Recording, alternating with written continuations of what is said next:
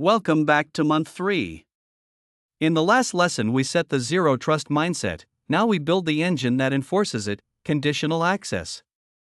By the end of this lesson, you'll be able to break a policy into its parts, design layered policies instead of one giant rule, wire in risk-based remediation, demand phishing-resistant authentication, shape sessions, and roll the whole thing out without locking anyone out. At its core, every conditional access policy is an if-then statement. If these assignments match, then apply these access controls. The assignments are the scope, which users, which target resources like cloud apps or user actions, and which conditions. The access controls are the outcome, grant controls that block or require something, and session controls that shape the session. If nothing matches, the policy does nothing. If it matches, it always applies. Let's zoom in on grant controls. A policy either blocks or grants access subject to requirements, require MFA, require a compliant device, require an app protection policy, or require an authentication strength. The important subtlety is how policies combine.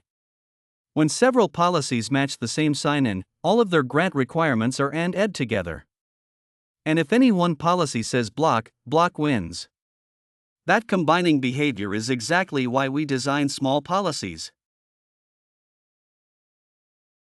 Please resist the temptation to cram everything into one mega policy. Build small, single-purpose policies, each doing exactly one thing. Here's a typical set: one blocks legacy authentication, one requires phishing-resistant MFA for admins, one requires a compliant device, one handles sign-in risk, one handles user risk. Because each is focused, their intersection is predictable and troubleshooting stays sane. And notice the last line, present on every single policy, exclude the break glass accounts. Identity protection gives you two different risk signals, and they need different fixes. Sign-in risk asks, is this single authentication really the legitimate owner?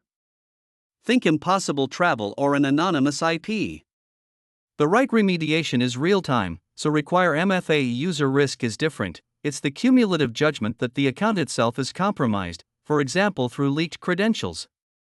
There, requiring MFA isn't enough, you require a secure password change, which also clears the risk. Here's how that looks in a policy. Identity protection calculates the risk, and conditional access consumes it as a condition. In this snippet, we match sign-in risk of high or medium, and the grant control requires MFA.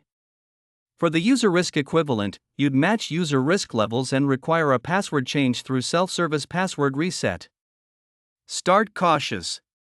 Many teams begin enforcing on high only, watch the results, then extend to medium once they trust the signal. For privileged access, the generic require MFA control is too blunt, not all MFA is equal, and push-based factors can be phished. Authentication strengths let you demand specific methods. The built-in phishing-resistant strength permits only l02 security keys, Windows Hello for Business, and certificate-based authentication. Apply that strength to your admin roles and your most sensitive apps, and you've raised the bar from any second factor to factors that genuinely resist phishing. After access is granted, session controls shape what that session looks like. Sign-in frequency forces re-authentication on a schedule. Persistent browser controls whether users stay signed in. App-enforced restrictions let Office and SharePoint block downloads on unmanaged devices. And continuous access evaluation, CAE, revokes sessions in near real-time when something critical happens. Named locations and device filters let you sharpen conditions. This KQL query pulls risky sign-ins so you can validate your risk policies against reality. Rolling out is where careers are made or broken. Never flip a new policy straight to on. Set it to report only, let it watch real sign-ins, then read the Conditional Access Insights workbook and the sign-in logs to see who would have been blocked. Service accounts and legacy clients will surprise you here, safely. And the non-negotiable, keep 2 cloud-only break glass accounts, excluded from every policy, with long passphrase, monitored alerts and periodic testing. They are your way back in if a policy locks everyone out. Let's recap. A policy is assignments plus access controls. Design small layered policies so they stack predictably. Sign-in risk is remediated with MFA, user risk with a secure password change. Use authentication strengths for phishing-resistant MFA, and session controls plus CAE to govern the session continuously. Your task: in a test tenant, design at least 5 layered policies, block legacy auth, phishing-resistant strength for admins, compliant device, sign-in risk MFA, and user risk password change.